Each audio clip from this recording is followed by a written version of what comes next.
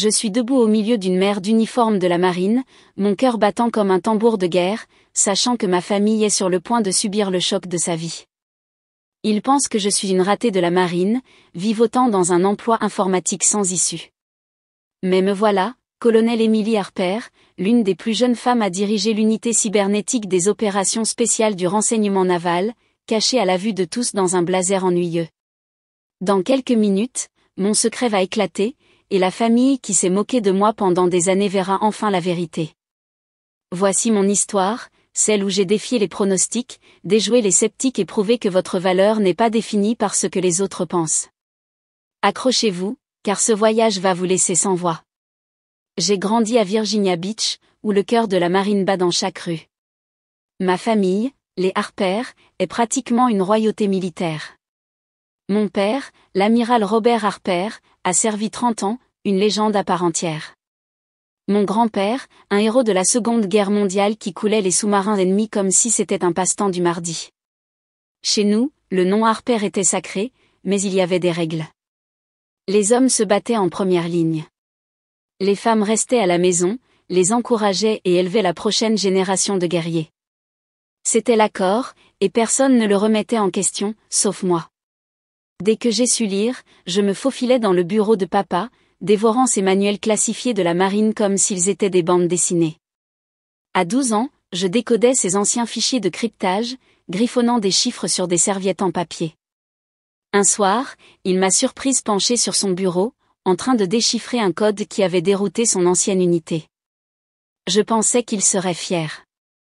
Au lieu de cela, il a ri, m'a ébouriffé les cheveux et a dit: « Contente-toi d'être pom-pom girl, monsieur, ce truc, c'est pour les hommes qui dirigent le spectacle. » Ce moment a allumé un feu en moi.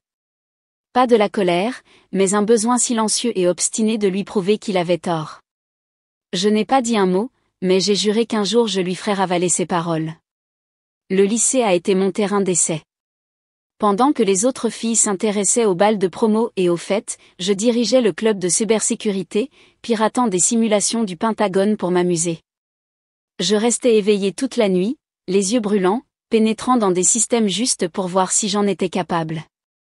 Mes professeurs m'appelaient un prodige. Ma conseillère d'orientation disait que je pouvais écrire mon propre billet. Mais à la maison, mes victoires étaient invisibles. Papa était trop occupé à se vanter de mon jeune frère, Lucas, qui était né pour être un cil. Maman souriait et disait: « C'est bien, Émilie. » Puis elle demandait si j'avais choisi une université pour enseigner. Lucas, de 2 ans mon cadet, haussait simplement les épaules, trop pris par ses propres rêves pour me remarquer. J'ai appris très tôt, si je voulais de la validation, je devais la trouver moi-même. Le grand moment est arrivé en terminale, lorsque j'ai reçu ma lettre d'acceptation à Annapolis. J'avais travaillé d'arrache-pied, moyenne générale de 4.0, capitaine de tous les clubs, courant 6 miles par jour pour réussir les examens physiques. Cette lettre était mon ticket d'or, la preuve que je pouvais rivaliser avec les meilleurs. Je l'ai apportée au dîner, les mains tremblantes, m'attendant à quelque chose, un câlin, un sourire, peut-être un « nous sommes fiers de toi ». Au lieu de cela, papa a posé sa fourchette, s'est penché en arrière et a souri avec suffisance. Annapolis ? Tu vas craquer sous la pression, Émilie. L'entraînement de base va te renvoyer chez toi en pleurant. Puis il a sorti son portefeuille, a claqué $1000 sur la table et a parié avec mon frère que j'abandonnerais en un mois.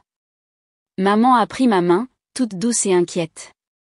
Pourquoi t'infliger ça, chérie ? Tu es si intelligente. Tu pourrais enseigner, rencontrer un homme bien, avoir une famille. Lucas a juste ricané, comme si c'était une blague. L'air s'est vidé de la pièce. Et tout ce que je pouvais faire, c'était fixer cet argent, me sentant comme si j'avais été giflé. J'y vais, ai-je dit, ma voix ferme malgré la tempête à l'intérieur. J'ai été acceptée, et je ne reculerai pas. Papa a secoué la tête, me rayant déjà de sa liste.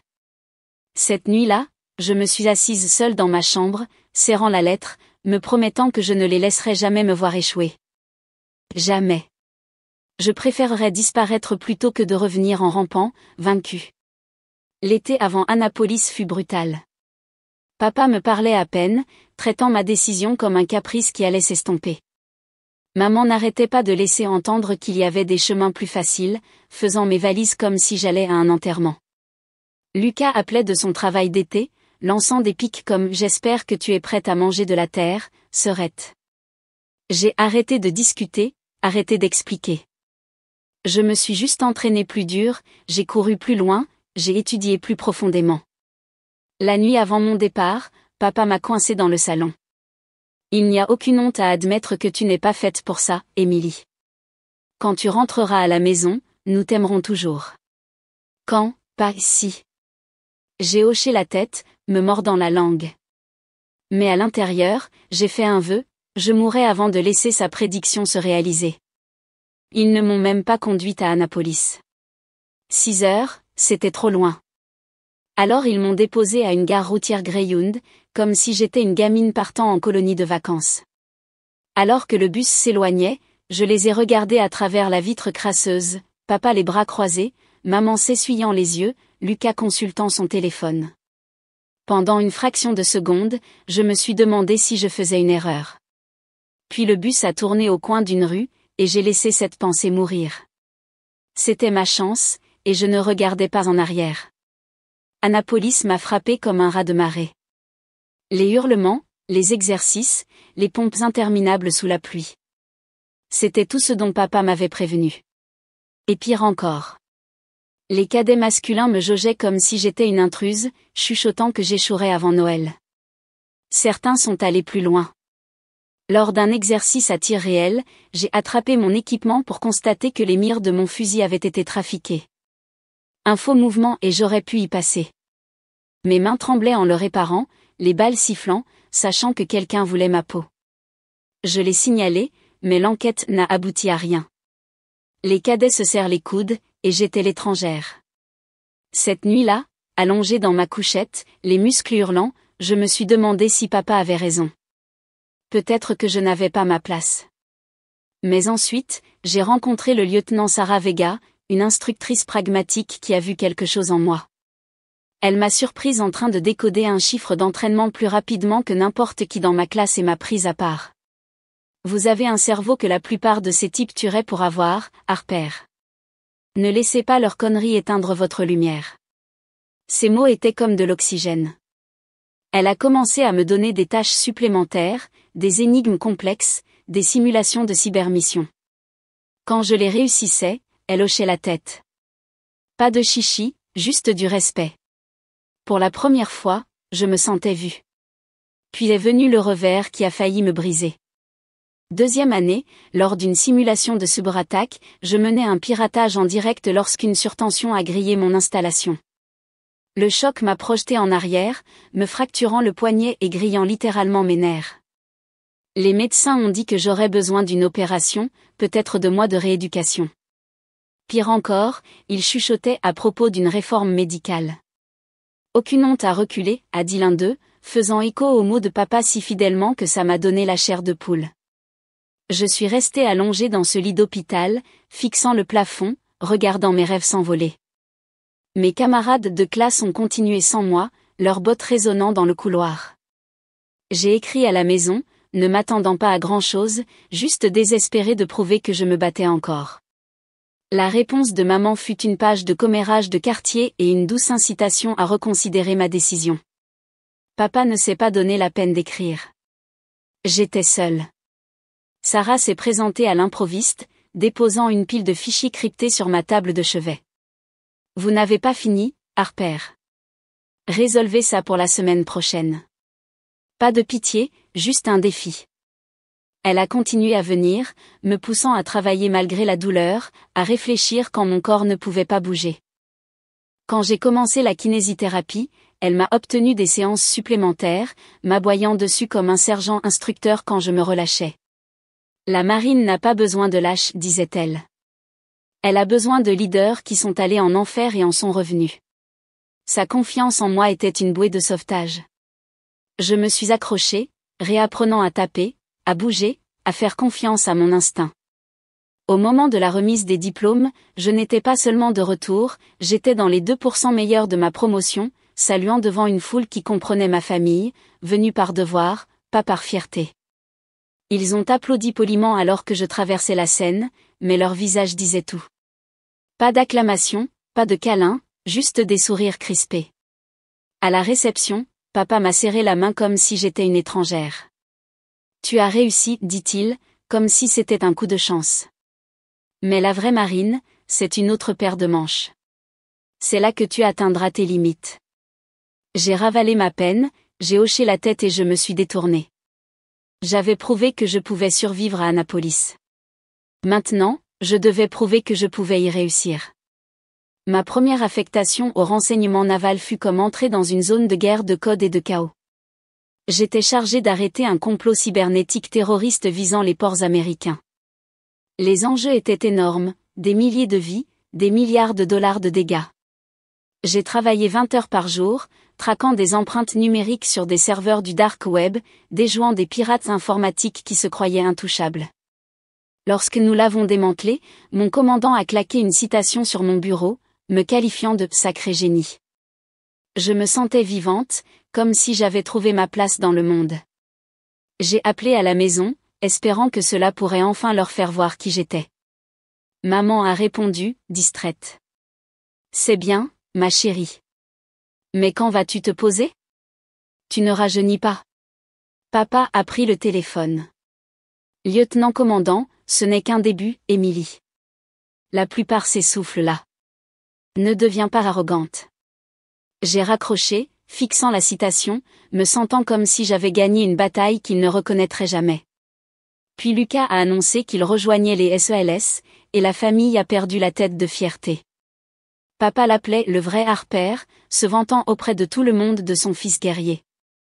À Noël, tout tournait autour de l'entraînement de Lucas, de son potentiel, de son avenir. J'ai essayé de partager une victoire de ma dernière opération, mais papa m'a coupé. Émilie joue avec des ordinateurs pendant que Lucas est là-bas, à être un vrai Harper. La pièce a ri, et je me suis senti rétrécir. Cette nuit-là, il m'a prise à part, m'expliquant pourquoi je ne réussirais jamais dans la vraie marine. Quelque chose a craqué. Tu as raison, papa, ai-je dit, la voix froide. Mon chemin est différent. Tellement différent que j'ai fini d'en parler. Il a souri avec suffisance, pensant que j'avais cédé. Mais c'est à ce moment-là que j'ai construit un mur. Plus de mise à jour, plus d'histoire. S'ils voulaient penser que j'étais une ratée, très bien. Je les laisserai faire. Et je continuerai à gagner là où ils ne pouvaient pas voir. À partir de ce moment-là, j'étais un fantôme pour eux. Pendant qu'ils m'imaginaient coincé dans un bureau quelconque, je gravissais les échelons plus vite que quiconque ne s'y attendait. À 30 ans, j'ai été recruté pour une unité cybernétique des opérations spéciales. Le genre de travail où un faux pas pouvait déclencher une guerre. La sélection fut brutale. 70% ont échoué, vomissant leurs tripes ou craquant sous la pression. Je suis entré, j'ai réussi tous les tests et je suis sorti avec un niveau d'habilitation si élevé que je ne pouvais même pas le dire à ma meilleure amie. Quand j'ai reçu l'appel, j'ai célébré seul dans mon appartement, ouvrant une bière et fixant les étoiles. Il n'y avait personne avec qui le partager. Personne qui comprendrait ce que cela signifiait. Mais c'était à moi, et c'était suffisant. J'ai rencontré Ethan Cole lors de cette affectation, un agent de la CIA avec un esprit aussi vif que le mien. Nous nous sommes liés en décodant tard dans la nuit et en buvant du mauvais café, construisant la confiance dans un monde où la confiance est un handicap. Quand nous nous sommes mariés, ce fut une cérémonie rapide sur une base sécurisée. Juste nous et un aumônier. Ma famille s'est présentée, l'air déplacé au milieu de mon équipe. Maman a chuchoté, « Qu'est-ce que tu fais au juste, Émilie? Tu es si secrète. » Papa a coincé Ethan, disant, « Elle est têtue, mais tu la garderas sur la bonne voie, n'est-ce pas? » Ethan a juste souri, trop poli pour leur dire que je tournais déjà en bourrique la plupart de la communauté du renseignement. Cette nuit-là, alors que nous dansions sous des lumières tamisées, il a demandé, « Pourquoi pense-t-il que tu es une ratée? Tu es une sacrée légende. » J'ai soupiré, racontant toute l'histoire, le pari de papa, la pitié de maman, le silence de Lucas.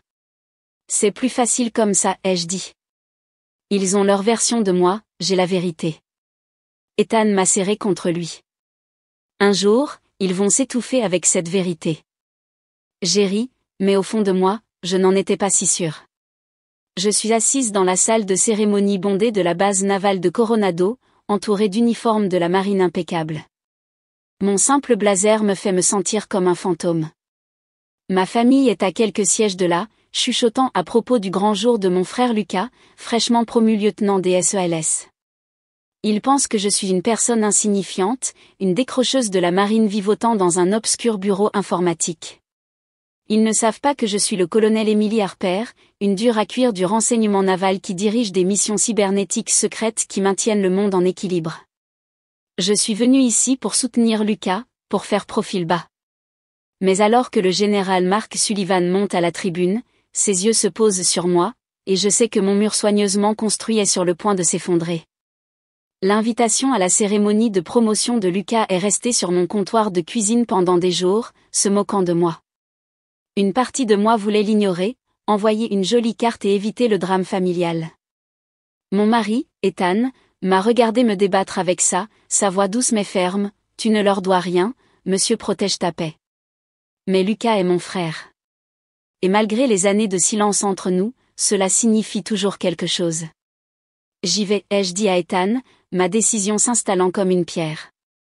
Mais je ne porterai pas mon uniforme. C'est son jour, pas le mien.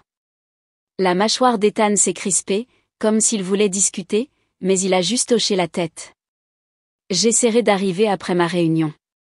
Appelle si tu as besoin de moi. J'ai forcé un sourire, faisant semblant de ne pas entrer dans la fosse aux lions. J'ai choisi ma tenue comme si je me préparais pour une opération secrète. Simple blazer bleu marine, chemisier blanc, cheveux en chignon bas. Rien pour attirer les regards, rien pour laisser deviner les étoiles sur mon vrai uniforme, rangé en lieu sur chez moi. En conduisant vers la base, j'ai répété mes répliques pour les pics inévitables, les commentaires suffisants de papa, les regards apitoyés de maman, l'indifférence de Lucas. Je me suis garée, j'ai pris une profonde inspiration et je me suis glissée dans la foule, espérant me fondre dans la masse. Peine perdue. Maman m'a repérée sur le parking, agitant la main comme si nous étions les meilleurs amis du monde. Émilie, tu es venue. Papa et Lucas se tenaient à côté d'elle, tous deux en civil mais dégageant cette arrogance militaire typique des Harper.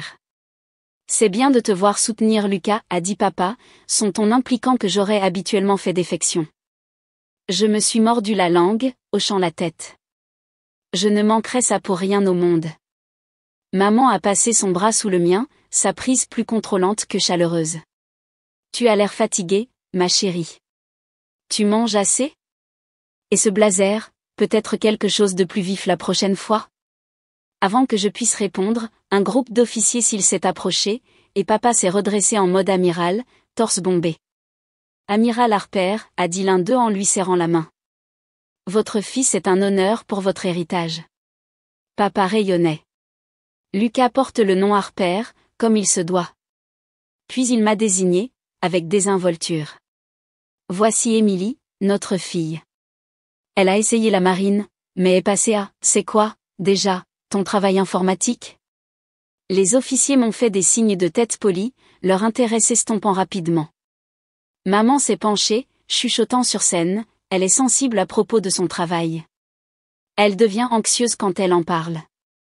Mes joues brûlaient, mais j'ai gardé un visage neutre, une compétence affûtée par des années de leur dénigrement. Nous sommes entrés dans la salle, et ça a empiré. Papa n'arrêtait pas de me présenter comme celle qui n'avait pas réussi. Chaque mot était une pique dans mes tripes. Lucas s'y est mis, plaisantant avec ses copains SELS sur la façon dont je pleurais pendant les exercices de camp d'entraînement, alors que je n'avais jamais été dans leur programme. J'ai croisé son regard à travers la pièce, espérant une lueur de culpabilité, mais il a juste esquissé un faible sourire et a détourné les yeux. Ce n'était pas de la méchanceté, juste de la complicité, et d'une manière ou d'une autre, ça faisait plus mal. Au moment où nous nous sommes assis, ma mâchoire me faisait mal à force de sourire faussement, et je préparais une sortie, un faux appel professionnel, peut-être une urgence soudaine. Je l'avais déjà fait, m'éclipsant quand le poids de leurs mensonges devenait trop lourd. Ma main a effleuré mon sac à main, prête à appuyer sur la gâchette, quand la cérémonie a commencé et que je me suis figée. Fuir ne ferait que leur donner raison. Alors je suis restée, la colonne vertébrale droite, les yeux fixés devant moi, déterminé à endurer. La cérémonie était typiquement navale, drapeau, hymne, discours sur le devoir. Je me suis levé pour les couleurs, mon port militaire transparaissant malgré ma tenue civile. Puis le général Mark Sullivan, le commandant de l'UQA, est monté sur scène, et mon estomac s'est noué. Je connaissais Mark. Nous avions travaillé ensemble sur une opération classifiée il y a 6 mois, une mission cybernétique qui avait empêché une cellule terroriste de paralyser les réseaux électriques mondiaux. J'avais dirigé la stratégie, et il m'avait rendu compte. Dans mon blazer, j'ai prié pour qu'il ne me remarque pas. J'ai incliné mon corps, baissé les yeux, essayant de me rendre invisible. Son discours a commencé de manière conventionnelle, éloge pour la promesse, clin d'œil au sacrifice familial. J'ai commencé à me détendre, pensant avoir évité la catastrophe. Puis ses yeux ont balayé la foule, se sont posés sur moi et se sont arrêtés. Sa voix a vacillé une fraction de seconde, juste assez longtemps pour faire bondir mon pouls. Il s'est repris, a continué à parler, mais je savais qu'il m'avait vu. La question était, respecterait-il le protocole et laisserait-il passer ? Les promotions se sont terminées, Lucas souriant alors que son nouvel insigne était épinglé. Ma famille l'a envahi, se prélassant dans la gloire. Je suis resté en retrait, lui offrant un sourire discret. Sincèrement fier, mais gardant mes distances. J'étais sur le point de m'éclipser quand j'ai vu Mark fendre la foule. Sa démarche déterminée, ses yeux fixés sur moi. Impossible de s'échapper maintenant. Je me suis redressé, les instincts reprenant le dessus, prête à tout ce qui allait arriver. Il s'est arrêté devant moi, son visage un mélange de choc et de respect. Et puis il a salué. Sec, formel, sans équivoque. Colonel Harper, dit-il, assez fort pour que tout le monde à proximité l'entende. Votre protocole cybernétique a sauvé la vie de mon équipe lors de cette dernière escale. L'air s'est immobilisé. Les conversations se sont tues. Ma famille s'est figée, leur tête se tournant vers moi comme si je venais de me faire pousser des ailes. La mâchoire de papa est tombée, son histoire sur l'enfance de Lucas interrompue en pleine phrase. Maman a halté, sa main se portant à sa poitrine, et puis, je le jure devant Dieu, elle s'est évanouie, s'affaissant sur une chaise alors que Lucas se précipitait vers elle. Lucas lui-même avait l'air d'avoir reçu un coup de poing, sa nouvelle fierté de cils s'effritant sous le poids du mot « colonel ». Mark, soit inconscient, soit indifférent au chaos, a continué, « Votre leadership sur cette mission de blackout mondial était incroyable, madame. Nous utilisons toujours vos cadres dans toutes les bases. » Un murmure a parcouru la foule alors que les SELS et les officiers se tournaient. Certains me reconnaissaient, d'autres étaient simplement curieux. Un officier s'est approché, les yeux écarquillés. « Vous êtes là Emily Harper ? Vos protocoles d'intervention sont une formation obligatoire maintenant. » Un changement de donne total. Un autre a renchéri, « Votre discours liminaire au chef d'état-major interarmé a réécrit notre manuel. C'est un honneur de vous rencontrer, madame. » Ma famille se tenait là, abasourdie, alors que l'élite de la marine accumulait les éloges. Le visage de papa s'est vidé de sa couleur, son ego d'amiral s'effritant. Maman, ranimée mais tremblante, s'agrippait au bras de Lucas, chuchotant, « Comment ?» Lucas me fixait, son expression un mélange brut d'admiration et de trahison, comme si je lui avais volé quelque chose. J'ai gardé mon sang-froid, des années d'opérations classifiées m'ayant appris à rester stable sous le feu. « Merci, général Sullivan, ai-je dit d'une voix égale. Aujourd'hui, c'est le jour du lieutenant Harper, mon frère. Je suis juste ici en tant que famille. » Mark cligna des yeux, comprenant le lien. « Votre frère ? C'est incroyable. 2 Harper à ce niveau. Votre famille doit être aux anges. » Papa s'avança, la voix tendue, presque accusatrice. « Il y a une erreur ici. Emily est dans l'informatique. Elle n'est pas colonel. » Mark ne broncha pas. « Aucune erreur, monsieur. Le colonel Harper est l'un de nos meilleurs esprits stratégiques. Son travail est classifié, mais sa réputation est légendaire. » La foule s'écarta alors que d'autres officiers se joignaient, chacun ajoutant au tas de respect que je n'avais jamais reçu de mon propre sang. J'aurais pu laisser la situation dégénérer, mais je devais y mettre un terme. Général, pouvons-nous programmer un suivi sur l'expansion de la formation, ai-je demandé, lui offrant une porte de sortie. Il a hoché la tête, a salué à nouveau et s'est retiré, emmenant les badauds avec lui. Le silence qui s'ensuivit fut assourdissant. Ma famille me fixait comme si j'étais une étrangère. Papa rompit le premier, la voix basse et sèche. « Qu'est-ce qui se passe, Émilie ?» Je l'ai regardé dans les yeux, calme mais ferme. « Nous devrions parler en privé. » Maman, toujours chancelante, hocha rapidement la tête. « Oui, quelque part de tranquille. » Nous nous sommes dirigés vers une petite salle de conférence à côté du hall, la porte claquant comme une cellule. Les questions ont explosé. « Colonel, lança papa. Quel genre de jeu est-ce ?» La voix de maman se brisa. Quand est-ce arrivé? Pourquoi le cacher? Lucas, secouant la tête, marmonna, pas possible. Tu me surpasses en grade. Pas moyen, bon sang. J'ai envisagé d'esquiver, comme je l'avais fait pendant des années. Mais la vérité se frayait un chemin, ce n'est pas un jeu, ai-je dit, la voix ferme. Je suis colonel depuis plus d'1 an. Avant ça, j'ai gravi des échelons dont vous n'avez jamais entendu parler.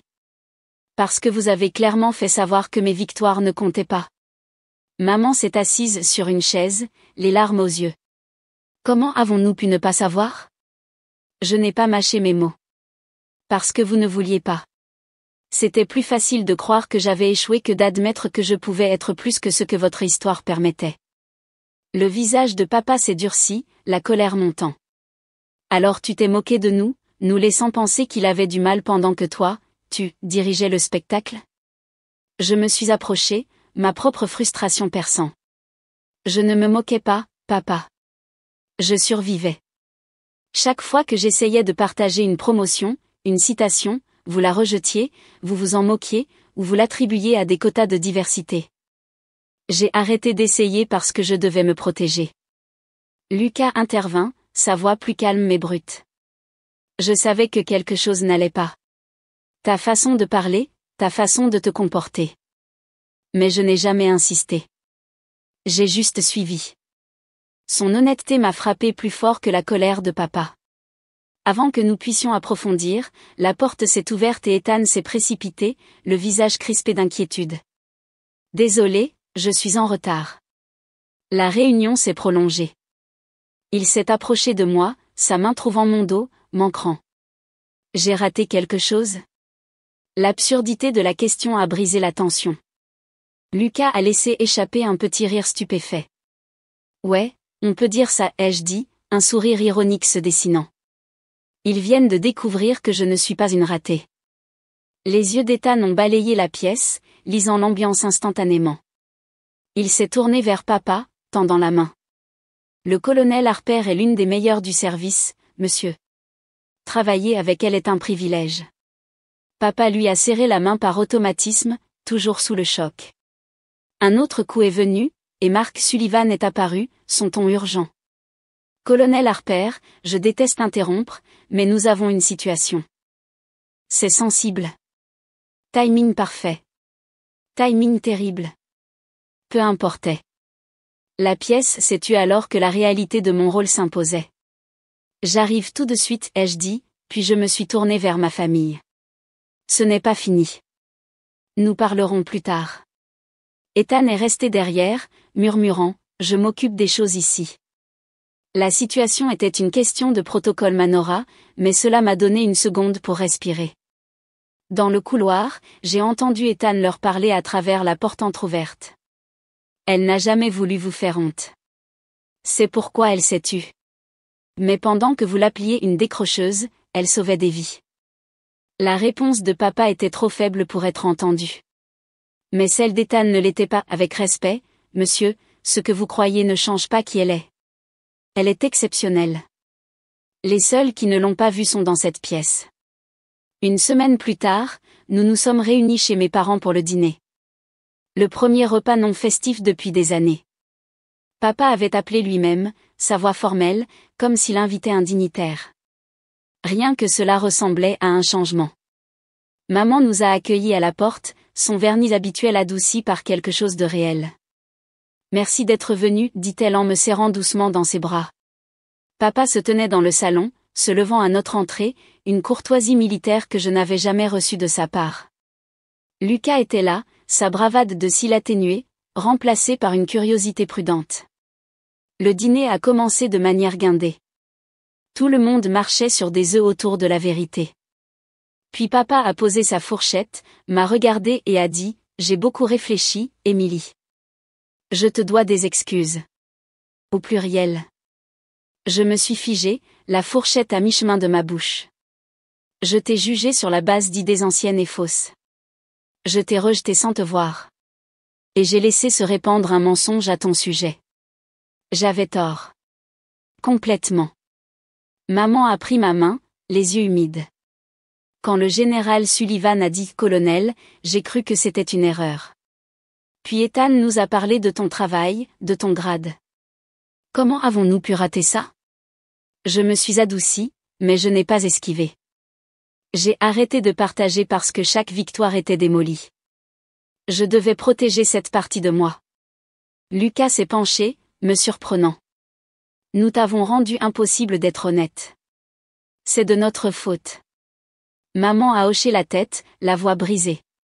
Que pouvons-nous faire pour arranger les choses? J'ai pris une profonde inspiration, choisissant mes mots. Poser de vraies questions.